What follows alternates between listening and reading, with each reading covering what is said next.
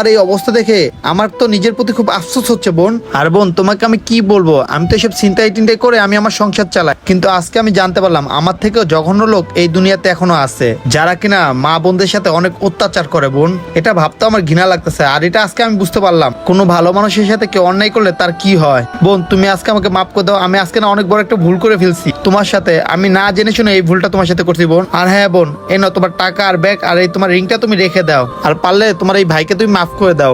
আপু কোনো সমস্যা? আর এই পিচ্ছি আবার কে? না ভাই, উনি আমার ভাই লাগে। আমার কি অবস্থা এটা উনি আমাকে জিজ্ঞাসা করতেছে। মেয়েটা দেখে আমাকে বাঁচায় দিল। আপু কোনো সমস্যা হলে আমাকে বলতে পারেন, আমি পুলিশকে কল দিচ্ছি। না না বাবু, আমার কোনো সমস্যা নাই। তাহলে থাকেন আপনি। যাক, লোকটা বেঁচে গেল। কি ব্যাপার বোন, তুমি তো চাইলে আমাকে ফাঁসাইতে পারতা, আমি তো তোমার সাথে অন্যায় করছিলাম, আমি তো তোমার সবকিছু নিয়ে নিছিলাম, কিন্তু না, তুমি তো আমার উপকার করলা। তুমি কেন ওই ছেলের হাত থেকে আমাকে বাঁচাইলো? পুলিশকে ফোন দিলে তো পুলিশ আমাকে